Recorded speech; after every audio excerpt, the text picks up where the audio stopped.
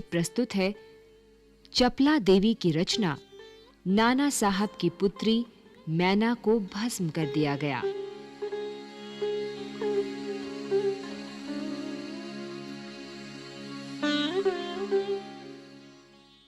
सन 1857 ईस्वी के विद्रोही नेता धुंधुपंत नाना साहब कानपुर में असफल होने पर जब भागने लगे तो वे जल्दी में अपनी पुत्री मैना को साथ न ले जा सके।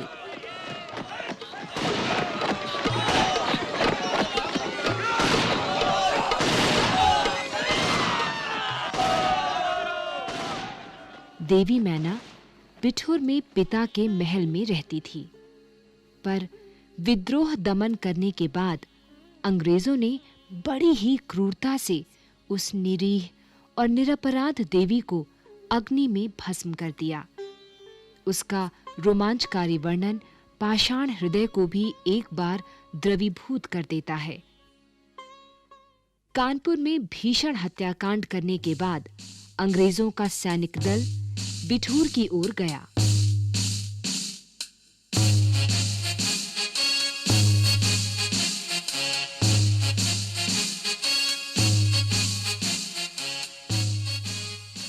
बिठूर में नाना साहब का राजमहल लूट लिया गया, पर उसमें बहुत थोड़ी संपत्ति अंग्रेजों के हाथ लगी। इसके बाद अंग्रेजों ने तोप के गोलों से नाना साहब का महल भस्म कर देने का निश्चय किया। सैनिक दल ने जब वहां तोपें लगाईं, उस समय महल के बरामदे में एक अत्यंत सुंदरी बालिका आकर खड़ी हो गई।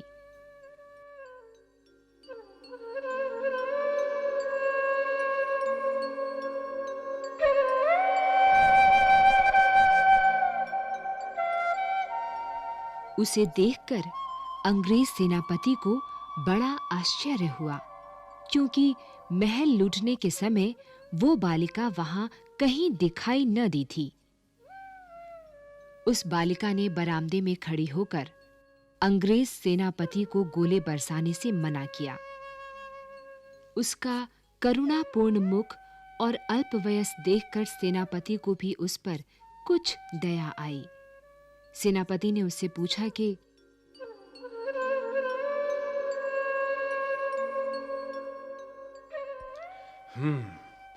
क्या चाहती है? बालिका ने शुद्ध अंग्रेजी भाषा में उत्तर दिया, क्या आप कृपा कर इस महल की रक्षा करेंगे? क्यों? तुम्हारा इसमें क्या उद्देश्य है? आप ही बताइए कि यह मकान गिराने में आपका क्या उद्देश्य है?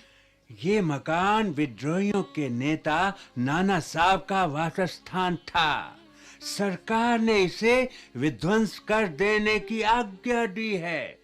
आपके विरुद्ध जिन्होंने शस्त्र उठाए थे वे दोषी हैं, पर इस जड़ पदार्थ मकान ने आपका क्या अपराध किया है? मेरा उद्देश्य इतना ही है कि यह स्थान मुझे बहुत प्रिय है। इसी से मैं प्रार्थना करती हूँ, इस मकान की रक्षा कीजिए। मुझे ये मकान गिराना ही होगा। मैं जानती हूँ कि आप जनरल हे हैं। आपकी प्यारी कन्या मेरी में और मुझ में बहुत प्रेम संबंध था। कई वर्ष पूर्व मेरी मेरे पास बराबर आती थी और मुझे हृदय से चाहती थी। उस समय आप भी हमारे यहाँ आते थे और मुझे अपनी पुत्री के ही समान प्यार करते थे। मालूम होता है कि आप वे सब बातें भूल गए हैं।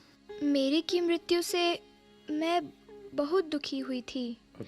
उसकी एक चिट्ठी मेरे पास अब तक है।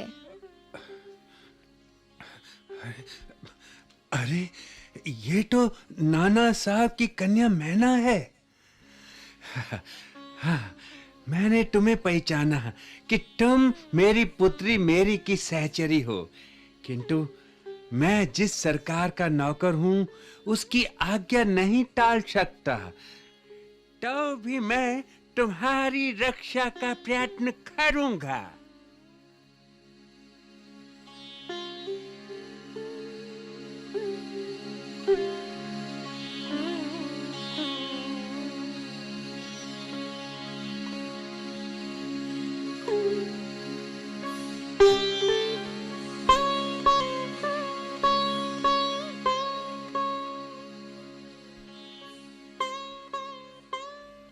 इसी समय प्रधान सेनापति जनरल आउटरम वहां आ पहुंचे और उन्होंने बिगड़कर सेनापति हे से कहा, आओ, नाना का महल अभी तक तोप से क्यों नहीं उड़ाया गया?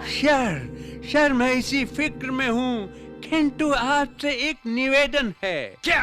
क्या किसी तरह नाना का महल बच सकता है? आओ, गवर्नर जनरल की आज्ञा के बिना यही संभव नहीं। नाना साहिब पर अंग्रेजों का क्राउड बहुत अधिक है। नाना के वंश या महल पर दया दिखाना असंभव है। तो गवर्नर जनरल लॉर्ड कैनिंग को इस विषय का एक तार देना चाहिए। आओ, आखिर आप ऐसा क्यों चाहते हैं? हम ये महल विध्वंस किए बिना और नाना की लड़की को गिरफ्तार किए बिना नहीं छोड़ सकते। Oh, no.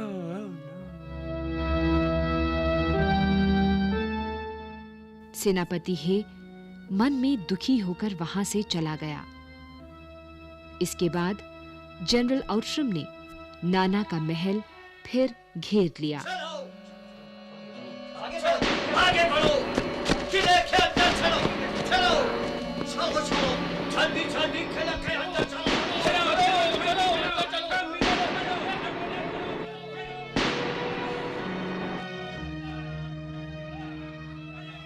महल का फाटक तोड़कर अंग्रेज सिपाही भीतर घुस गए और मैना को खोजने लगे। किंतु आश्चर्य है कि सारे महल का कोना-कोना खोज डाला, पर मैना का पता नहीं लगा।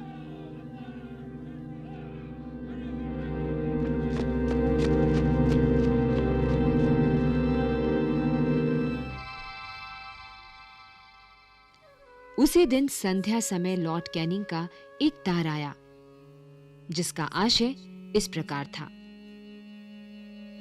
लंदन के मंत्रिमंडल का ये मत है कि नाना का स्मृति चिन्ह तक मिटा दिया जाए, इसलिए वहां की आज्ञा के विरुद्ध कुछ नहीं हो सकता। उसी क्षण क्रूर जनरल आउटरम की आज्ञा से नाना साहब के सुविशाल राजमंदिर पर तोप के गोले बरसने लगे।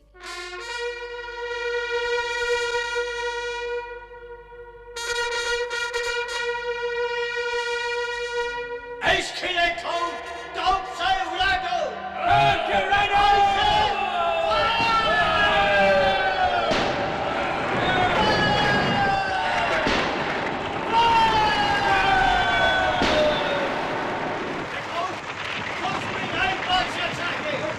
इस तरफ गोला मारो।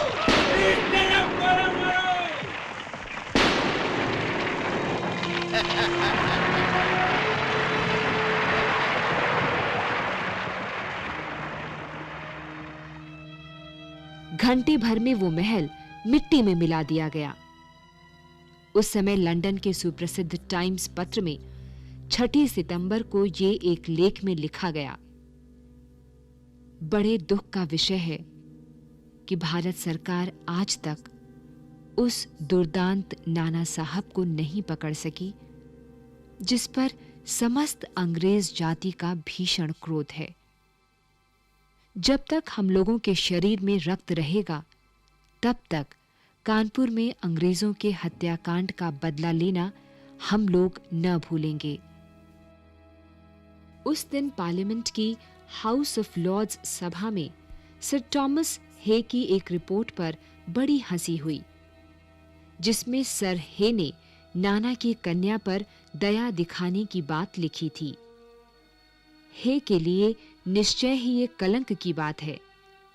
जिस नाना ने अंग्रेज नर नारियों का संहार किया, उसकी कन्या के लिए क्षमा? अपना सारा जीवन युद्ध में बिताकर अंत में वृद्धावस्था में सर थॉमस हे एक मामूली महाराष्ट्र बालिका के सौंदर्य पर मोहित होकर अपना कर्तव्य ही भूल गए। हमारे मत से नाना के पुत्र, कन्या तथा अन्य कोई भी संबंधी जहां कहीं मिले मार डाला जाए। नाना की जिस कन्या से हे का प्रेमालाप हुआ है, उसको उन्हीं के सामने फांसी पर लटका देना चाहिए।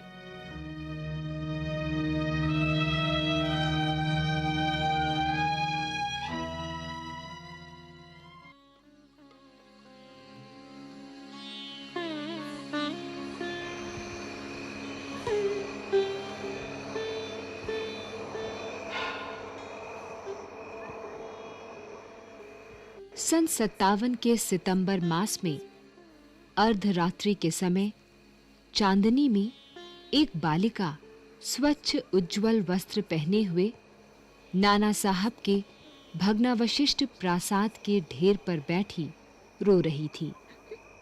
पास ही जनरल ऑटरम की सेना भी ठहरी थी।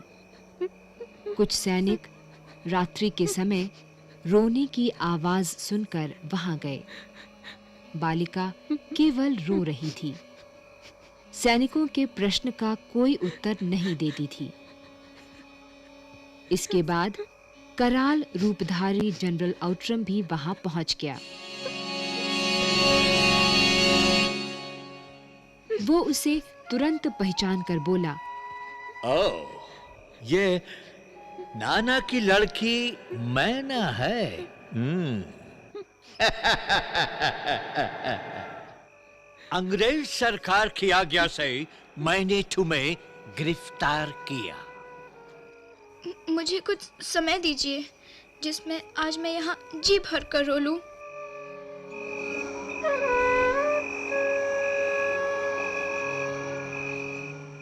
पर पाषाण हृदय वाले जनरल ने उसकी अंतिम इच्छा भी पूरी न होने दी। उसी समय मैना के हाथ में हथकड़ी पड़ी और वह कानपुर के किले में लाकर कैद कर दी गई। उस समय महाराष्ट्रीय इतिहासवेत्ता महादेव चिटनवीस के बाखर पत्र में छपा था, कल कानपुर के किले में एक भीषण हत्याकांड हो गया। नाना साहब की एकमात्र कन्या मैना धधकती हुई आग में जलाकर भस्म कर दी गई।